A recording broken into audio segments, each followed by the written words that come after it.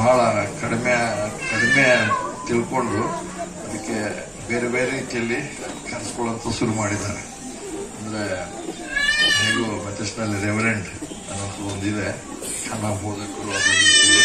ಆದರೆ ಅನೇಕರು ಇವತ್ತು ಟಿವಿ ಪ್ರೀಚರ್ಸ್ ಅವರೆಲ್ಲ ಬಹಳ ಫೇಮಸ್ ಆಗಿರುವಂಥದ್ದು ಮುಖ್ಯವಾದಂಥ ಸಭೆಗಳಿಂದ ಜನರು ಇಂಥವರಿಗೆ ಹುಡ್ಕೊಂಡು ಹೋಗುವಂಥದ್ದು ಕೂಡ ಆಗಿದೆ. ಅವರೆಲ್ಲರೂ ಇವತ್ತು ಪಾಸ್ಟರ್ ಅನ್ನುವಂಥ ಪದ ಬಹಳ ಕಡಿಮೆ ಬೆಲೆಯುಳ್ಳದನ್ನು ತಿಳ್ಕೊಂಡು ಇವತ್ತು ಕೆಲವರೆಲ್ಲ ಹೇಳ್ತಾರೆ. ಮೊದಲು ಇವತ್ತು ನಿಮಗೆ ತಿಳಿದಂಥ ಪ್ರಕಾರ ಒಬ್ಬ ಫೇಮಸ್ ಪಾಸ್ಟರ್ ಮೊದಲು ಎವೆಂಜಲಿಸ್ಟ್ ಅಂತ ಹೇಳ್ಕೊಳ್ತದ, ಇವಾಗ ಆತ ಅಪೋಸ್ತಲನಾಗಿದ್ದಾನೆ, ಅಪೋಸ್ತಲ ಅಂತ ಹೇಳ್ಕೊಳ್ತಾರೆ. ಇನ್ನು ಕೆಲವರು ಪ್ರಾಫಿಟ್ ಅಂತ ಹೇಳ್ಕೊಳ್ಳೋಕೆ ಶುರು ಮಾಡಿದ್ದಾರೆ. ಬೈಬಲ್ನಲ್ಲಿ ಇವತ್ತಿನ ಕಾಲದಲ್ಲಿ ಬೈಬಲ್ನಲ್ಲಿ ಪಾಸ್ಟರ್ ಮತ್ತು ಅಪೋಸ್ತಲ ಅನ್ನುವಂಥ ಒಂದು ಕಚೇರಿ ಆಫೀಸ್ ಇವತ್ತಿಲ್ಲ. ಅದು 12 ಅಪೋಸ್ತಲರೊಂದಿಗೆ ಮುಗಿದೋಯ್ತು. ಪ್ರಕಟಣೆ ಗ್ರಂಥದಲ್ಲಿ ನೋಡ್ತೀರಾ 12 ಅಪೋಸ್ತಲರ ಹೆಸರುಗಳು ಬರೆದಿರೋದು. ಮತ್ತೆ ಇವರು 13ನೇ 14ನೇ ಅಪೋಸ್ತಲರು ಎಲ್ಲಿಂದ ಬರ್ತಾರೆ. ಆದ್ರೆ ಇವರಿಗೆ ಹಾಗೆ ಕರ್ಕೊಳ್ಳುವಂತ ಒಂದು ಅದರಲ್ಲಿ ಹೆಮ್ಮೆ ಕಾಣ್ತಾರೆ. ಅದು ಇವೆಲ್ಲ ಬೈಬಲ್ ವಾಕ್ಯಕ್ಕೆ ವಿರೋಧವಾಗಿರುವಂತ. ಬೈಬಲೇ ನಮಗೆ ನಮ್ಮೆಲ್ಲರ ನಂಬಿಕೆಗೆ ಆಧಾರವಾಗಿರುವಂಥದ್ದು ಬೈಬಲ್. ಹಾಗೆಯೇ ನಮಗೆ ಬರುವಾಗ ಇವತ್ತು ಅನೇಕ ಚರ್ಚ್ ಅನ್ನುವಂಥ ಪದ ಕೂಡ ಬೈಬಲ್ ಪ್ರಾರಂಭವಾಗಿರುತ್ತೆ.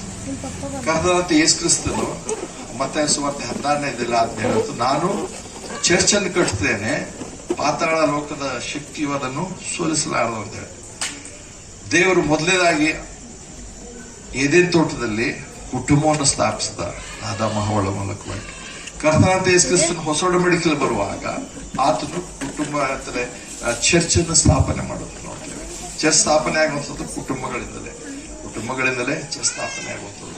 ಆದ್ರೆ ಇವತ್ತು ಚರ್ಚ್ ಅನ್ನುವಂಥದ್ದು ಕೂಡ ಅನೇಕರು ಹೇಳ್ಕೊಳ್ಳಕ್ಕೆ ಏನಂತಾರೆ, ಅದು ಒಂದು ಹಳೆ ಪದ ಆಗಿ ಹೋಗಿದೆ ಅನ್ಕೊಂಡಿದ್ದಾರೆ ಚರ್ಚ್ ಅಂತ ಹೇಳೋದು. ಅದಕ್ಕೆ ಚರ್ಚ್ ಅಂತ ಹೇಳೋದಕ್ಕೆ ಕೆಲವರು ಅದಕ್ಕೆ ಕೆಲವು ಪಂಗಡದವರು ಹೌಸ್ ಆಫ್ ವರ್ಷಿಪ್ ಅಂತ ಹೇಳಿ ಕೆಲವರು ಕರೀತಾರೆ. ಆ ಹೌಸ್ ಆಫ್ ವರ್ಷಿಪ್ ಅಂದ್ರೆ ಅಲ್ಲಿ ಹೋದ್ರೆ ಆರಾಧನೆ ಮಾಡಬೇಕು. ಮನೇಲಿ ಆರಾಧನೆ, ನಮ್ಮ ಮನೇಲಿ ಆರಾಧನೆ ಮಾಡಕ್ಕಾಗಲ್ವಾ? ನಮ್ಮನೇಲಿ ಪ್ರತಿ ಸ್ಥಳದಲ್ಲೂ ಆರಾಧನೆ ಮಾಡುವಂಥದ್ದು. ಇನ್ನು ಕೆಲವರು ಇಂಟರ್ನ್ಯಾಷನಲ್ ವರ್ಷಿಪ್ ಸೆಂಟರ್ ಅಂತ ಹೇಳಿ ಹೆಸರು ಇಟ್ಕೊಂಡಾರೆ. ಈ ಹೆಂಗ್ ಹುಡುಗರಿಗೆ ಅಂತ ಸ್ಥಳಕ್ಕೆ ಹೋಗಿ ಬಹಳ ಇಷ್ಟ.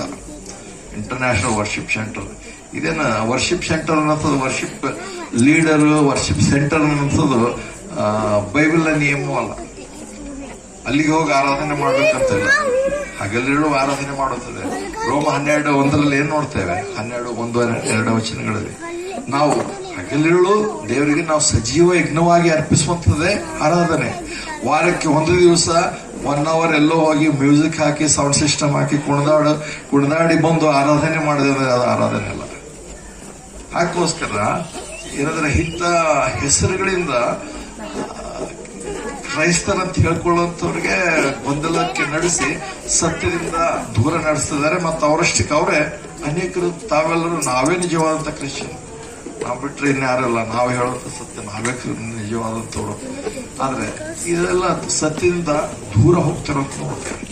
ಹೀಗಾಗಿನೇ ಈ ಒಂದು ಇಂಥ ಚರ್ಚ್ಗಳನ್ನ ನಮ್ಮಲ್ಲಿರುವಂತ ನೋಡ್ತೇವೆ. ಅನೇಕರಿಗೆ ಇದೆ ಇವತ್ತು ಟೆಂಪಲ್ಗೆ ಹೋಗಂತ ಆಸೆ. ಟೆಂಪಲ್ ಅಂತ ಇರ್ಲಿಲ್ಲ ನಮಗೆ. ಏನಿದೆ ಧಾರವಾಡ ಜಾತ್ರೆ ಬಹಳ ಫೇಮಸ್ ಇದೆ. ಧಾರವಾಡ ಹೋಗಿ ಬರೋದು ಏನಾಗಿದೆ ಧಾರವಾಡನಲ್ಲಿ ಇವತ್ತು ಅಲ್ಲಿ